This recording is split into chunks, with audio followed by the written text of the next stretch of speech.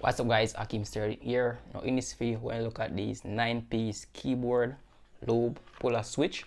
As you can see right here, so here we have a puller right here. This is one of the puller that we can use. This is one of the clipping tools that we can use to take up any item or any of the keys swabs. Also we have another tool right here that can use to take up some little item as well. This is also one of the key puller that we can use. This is also something else that we can use to basically take out some of any item. As you can see right here is one, a curved one. Here we have some other brushes as well that we can use to clean our keyboard, different sizes. It depends on how we want to use it. So I use this, basically eyes up the part right here.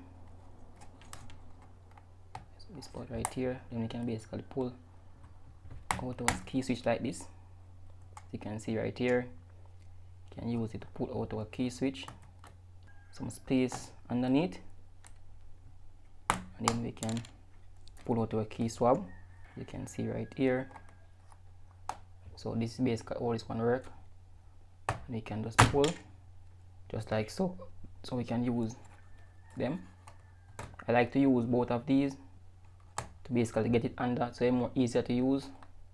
Then we can pull. That's how I'll be able to get out these keys. Just give some space so I can lock it like this, and I can pull.